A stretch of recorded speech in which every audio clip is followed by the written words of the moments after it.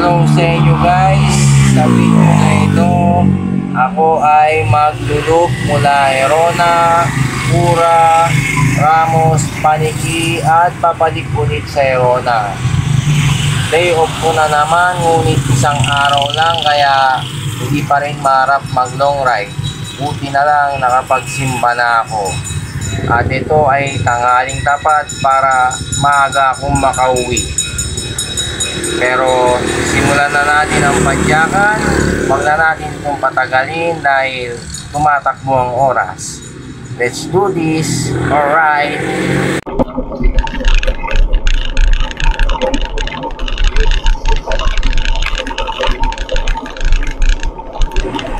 At dahil isang araw na naman ang day off ko, short ride at papawis lang muna at ire-reminisce na naman ang mga isa rin sa mga naging ruta ko nung baguan pa ako sa cycling. Puro patag lang siya. Iikot lang ako mula Herona, Pura, Ramos at Paniki, pabalik ulit ng Herona. Very basic lang ang ruta na ito para sa mga baguan pa sa cycling. Bale, dadaan muna ako sa Herona marker bago ko lumayo ng konti.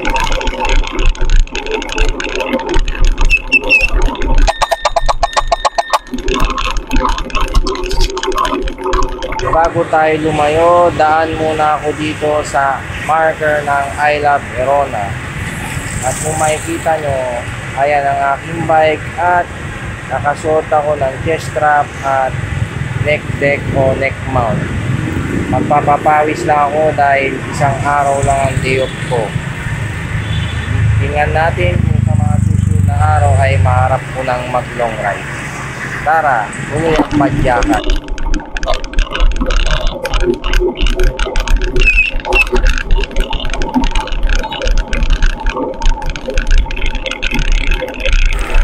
At bumalik na ako ulit sa pagpadyak.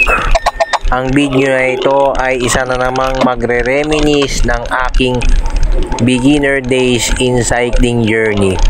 Ito yung mga ruta na kadalasang nagsimula ako hanggang sa magsawa ko kasi wala na siyang thrill dahil masyado siyang beginner friendly at pampapawis lang.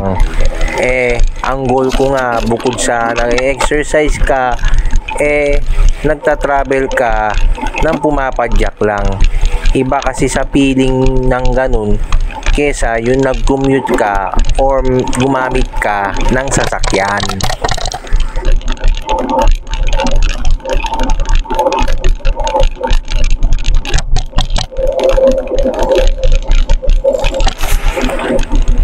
Kaya lang din ako nag-short ride para mabanat din ang aking katawan.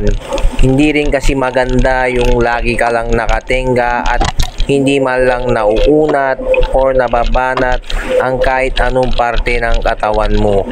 Dahil makakaapekto rin yun sa iyong health.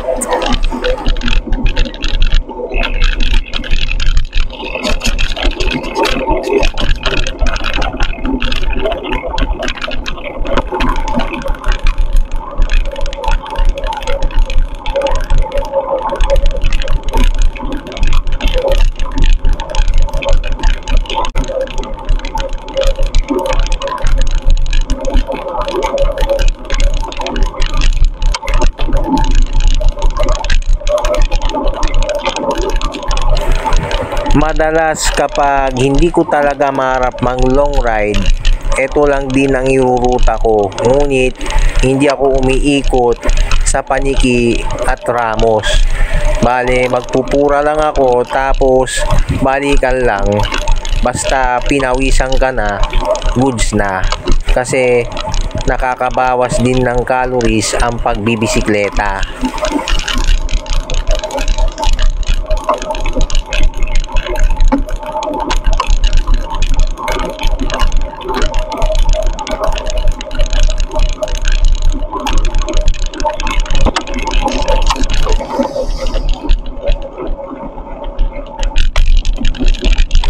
Ito rin ang maganda kapag ikaw ay nakatira sa probinsya, lalo na kung mayroon kang bisikleta at naboboard ka sa bahay, maglilibot-libot ka lang sa mga baryo.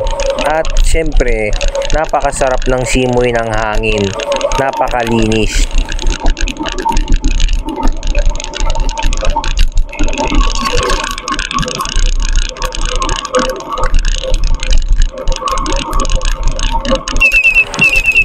Sa mga ganitong hapon, minsan nakakakita rin ako ng mga kabataang nagbabike din ng ganitong oras para mag-stroll. Sa totoo lang, sa hapon kasi talaga mas masarap mag-stroll kesa sa umaga. Kasi walang masyadong araw. Sa umaga, mainit na.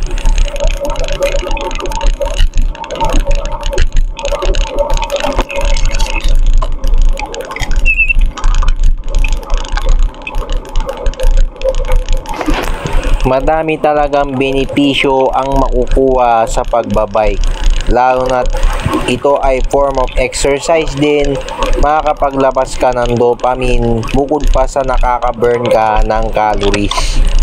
At sabay tanaw ka sa mga magagandang tanawin na nagpapa-refresh ng iyong isip.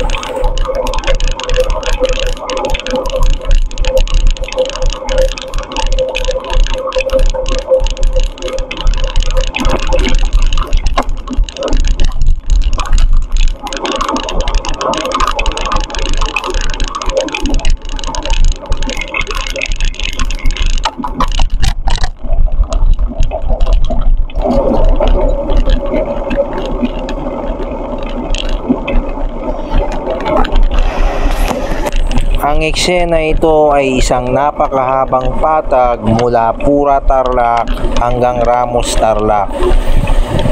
Hindi naman siya nakakaumay, pero kung mahilig ka sa ahon, nakakaumay siyang gawin. Pero yun lang ang masarap sa mga ganitong patag tapos yung hangin ay hindi pa salubong sa'yo, masarap humataw.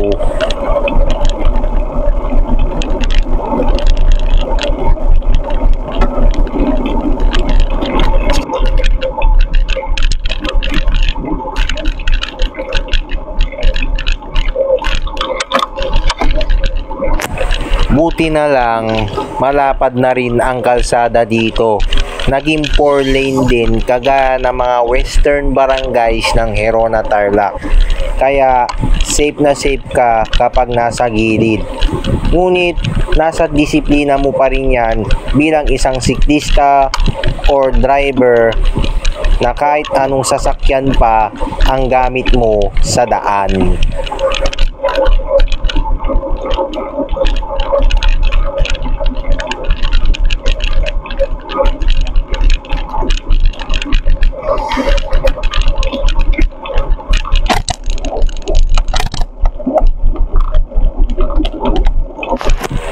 Maganda rin naman ang view sa mahabang patag na daan na ito dahil marami rin bukirin at marami rin puno ang makikita dito.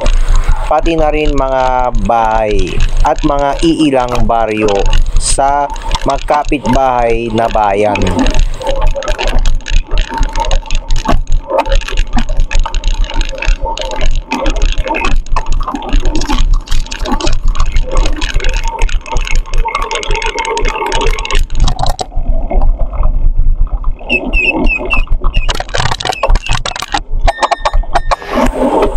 Dahil nasanay na talaga ako sa long ride, basic na lang sa akin ang ruta na ito. Kumbaga, pang warm up or pang ensayo na lang siya sa mga sanay na mag long ride.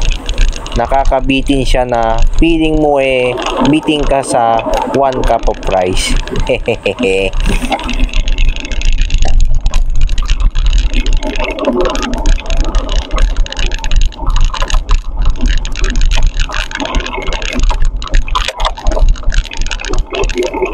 Ayan, nandito na tayo sa Ramos Tarlac. Nung baguhan pa ako sa pagbabike, isa rin ko sa mga beginner friendly na ruta ko. Dito ako nagpapahinga noon kasama ng mga dati kong nakaka-ride na mga hindi na aktibo ngayon. Ayan. Mamaya lilipat ko na dito sa dalawang accessories na ito ang aking action camera. Ayan. Ayan ang marker ng Ramos Tarlac. At ito ang aking bike. Gamit ko rin itong Realme 6i. Ngunit ito ang aking main phone na minsan ginagamit ko kapag nagse-selfie video ako.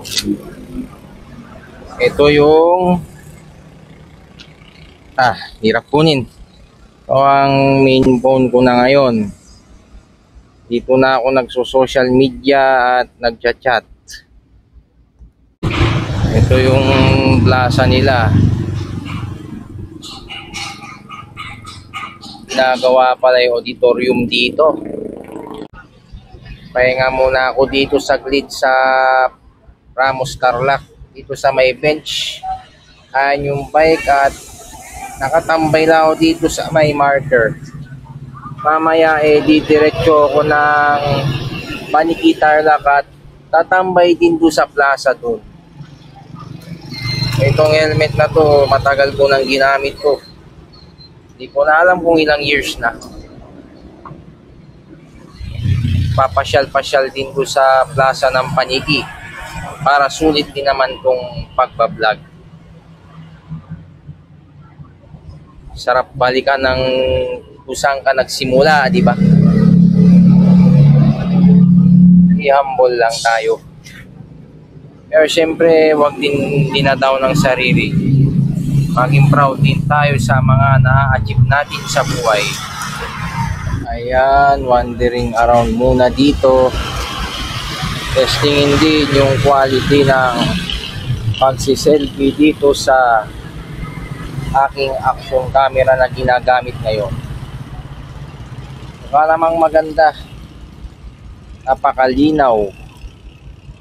Hindi ko lang alam sa gabi at madaling araw dahil di ko pa nagamit sa long ride. Pero yung dalawang cellphone ko, may silbi pa rin yung mga yun. Pahinga lang konti tapos lalarga na ulit. Diretso na ng Paniki Tarlac. Tambay din doon saglit at uwi na rin sa bahay. Tumatagaktak na ang aking pawis. Kaya ang hirap bitawan ng hobby na ito, lalo na hindi rin ako nag-gym. Ayos ang quality nitong kamerang.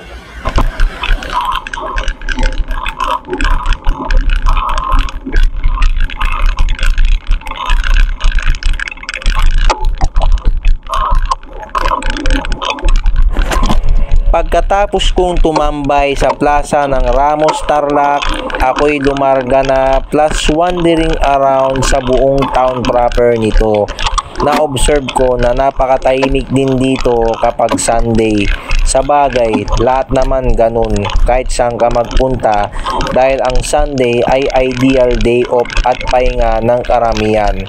Mapa trabahador man yan, empleyado, manggagawa, or mga estudyante rin dahil dapat nilalaan ito para sa Panginoon.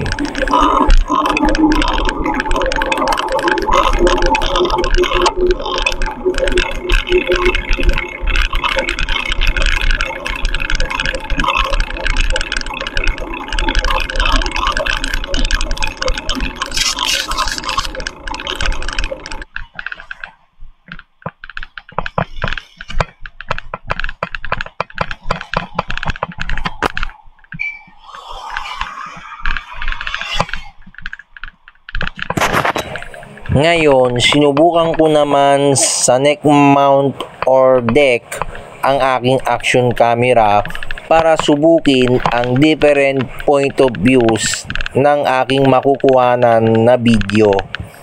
Mukhang okay naman din yung pagka-set up ko sa ganito dahil kitang-kita ang buong daan. Katulad lang din ng sa handlebar. Pero para sa akin, yung sa handlebar ang pinakamagandang point of view sa lahat.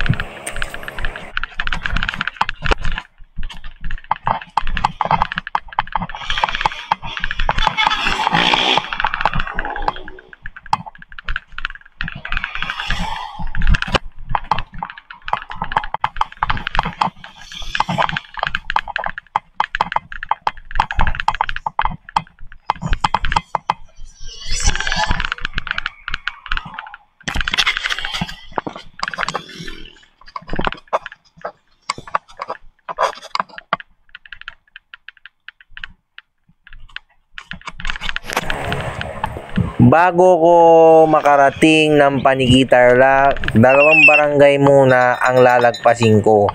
Ang gagawin ko lang naman dun ay katulad lang din ng ginawa ko sa plaza ng Ramos Tarlac. Magpapahinga, tatambay at magbibideo lang.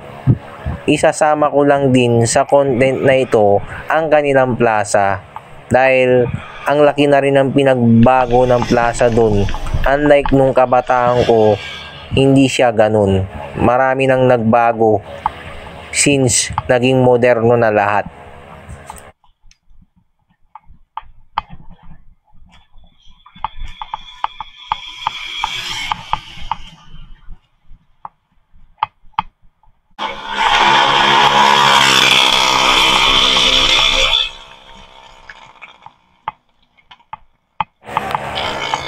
So far, satisfied naman ako sa mga accessories ng nabili kong action camera na ito.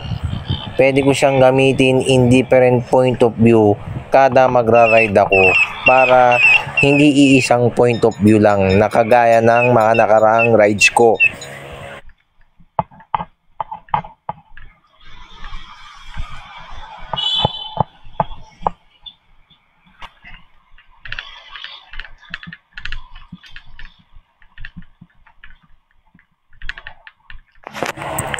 Konting tiis na lang at makakarating na ako sa Paniki Tarlac. Bale, tatawid ako sa isang crossing doon na malapit sa Walter Mart. Tapos, didiretso sa town proper. Ang sarap ding magbike sa ganitong kaluwang na kalsada dahil hindi ka masasagi ng mga sasakyan na dumadaan.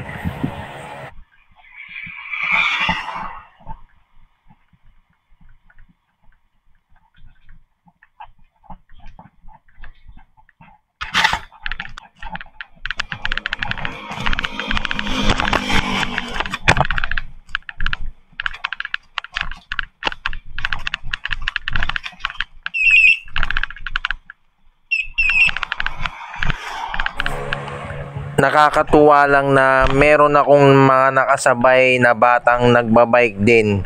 Hindi ko alam kung saan ang kanilang destination. Ngunit, hindi na naisip na ako pala ay nagbibideo. Yung iba naman, alam na agad nila na ako ay nagbablog kapag nakikita ako na may hawak na camera. Ang sinasagot ko lang naman ay medyo vlogger lang naman. Di naman ako famous. Hehehe. Well, totoo naman eh. Di naman talaga ako famous. I'm just vlogging to collect memories.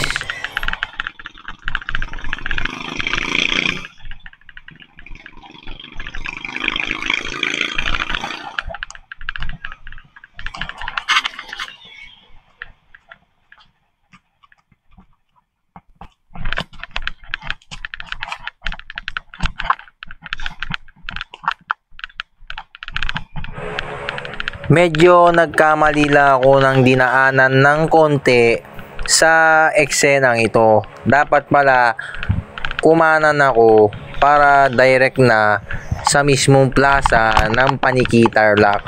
Pero okay lang din yan kasi town proper pa rin ang labas nito. Ngunit sa ibang kanto.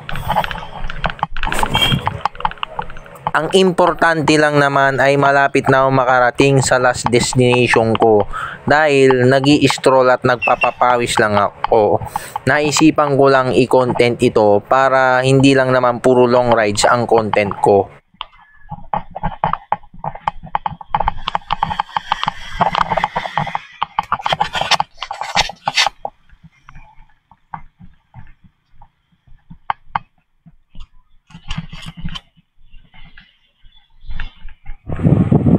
At nakarating na rin ako sa town proper ng Paniqui, Tarlac.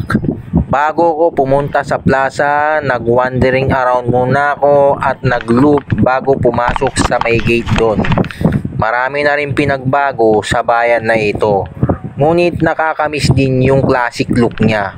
Parang sa bayan din ng Herona. Mas nauna pa itong naging first class kaysa sa bayan ko.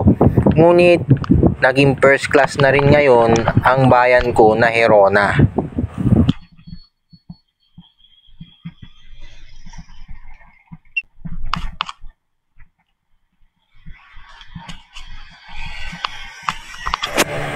Marami ring memories ang bayan na ito sa akin dahil dito ako nag-aral ng college.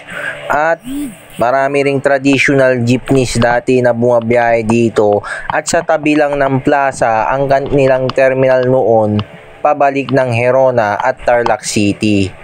Kaso nakakalungkot lang dahil sa PUB modernization, puro minibuses na ang mga umiiral dito ngayon.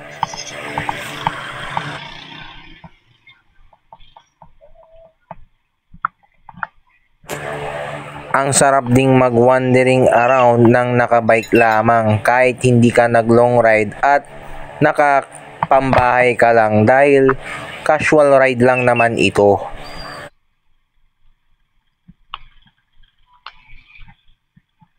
Ayan guys, nandito ako sa plaza ng Paniqui, Tarlac. Pahinga lang din saglit kagaya ng ginawa ko kanina sa plaza ng Ramos, Tarlac. Ayan o.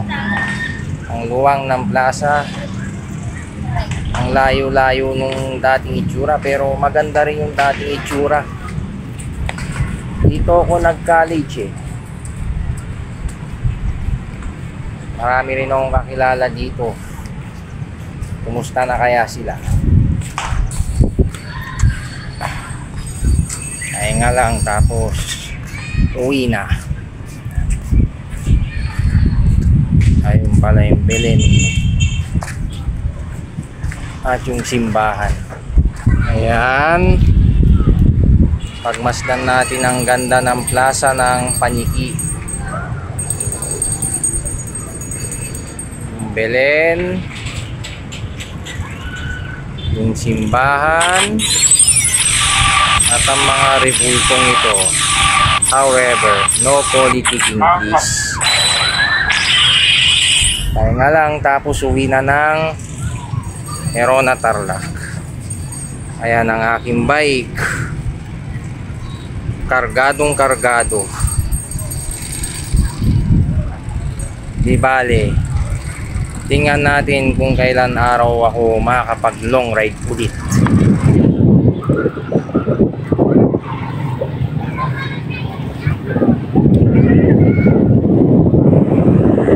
Bago muna umuwi, nag-wandering around at nagpaikot-ikot muna dito sa plaza ng Paniqui, Tarlac upang videoan kung gaano kaganda at kalawak ang plaza na ito.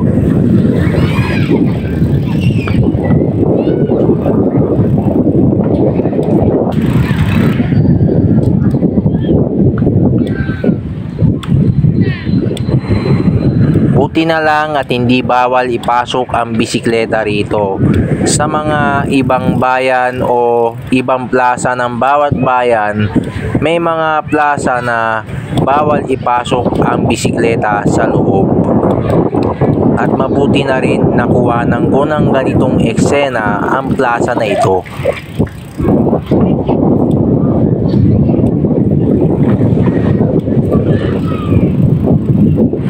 Guys, pauwi na ako. Nalang tayo dito saglit sa munisipyo ng Paniqui, Tarlac. Tapos na akong tumambay ko sa plaza nila.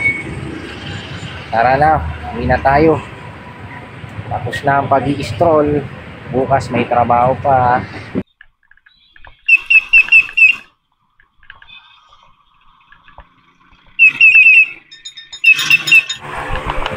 At eto na, patapos na ang aking stroll at pauwi na ako sa Herona, Tarlac.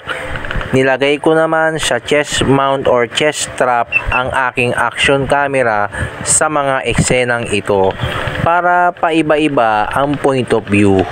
Hindi yung iisa lang ang point of view.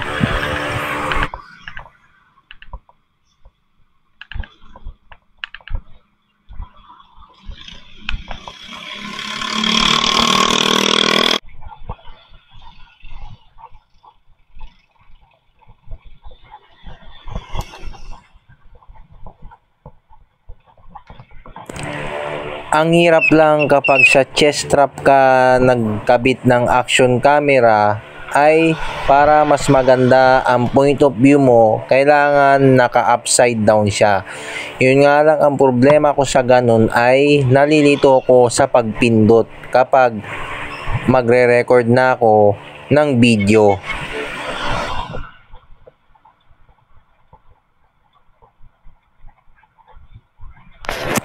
So far, nakuha ko rin ng magandang point of view kapag nakakabit siya sa chest strap or chest mount. Nakikita naman ang buong view kasama ang kalsada, pati na rin ang kalangitan at ang mga sasakyan.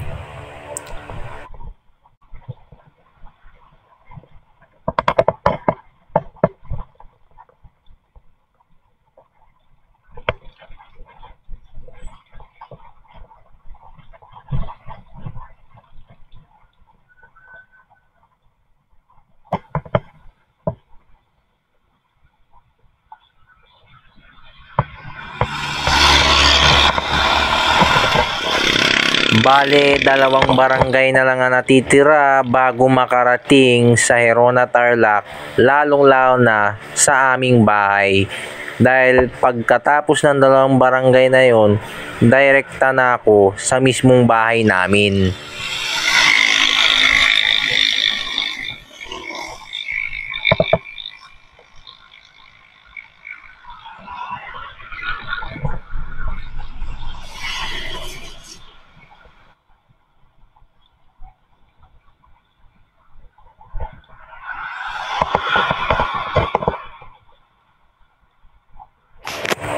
So far, na-enjoy ko naman ang short ride at pag-i-stroll na ito dahil pinawisan ako at nasubukan ko rin kung gaano kaganda ang aking bagong action camera.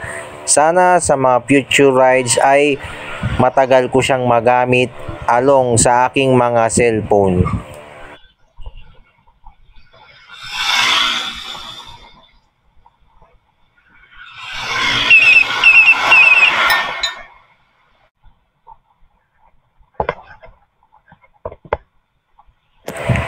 Buti naman at hindi ako inabutan ng gabi.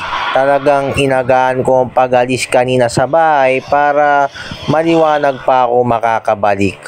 At bukas meron pang trabaho kaya minadali ko rin ang pag-uwi. Kailangan matutulog ako ng maaga kapag ako ay morning shift.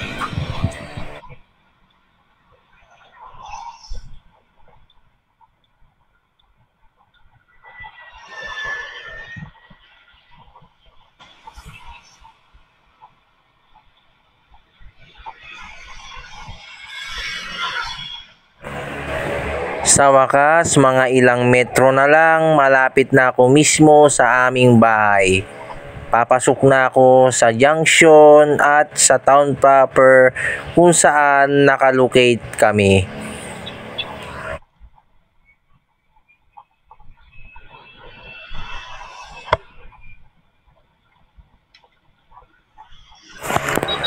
Sa kabila ng ride na ito ay long ride pa rin ang main goal ko. Ginawa ko lang ito para pandagdag sa mga reminisce nung beginner days ko pa.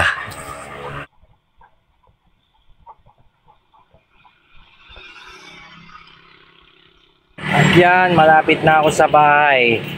Buti naman at di ako inabot ng dilim. Pero dito ko na tatapusin ang aking video.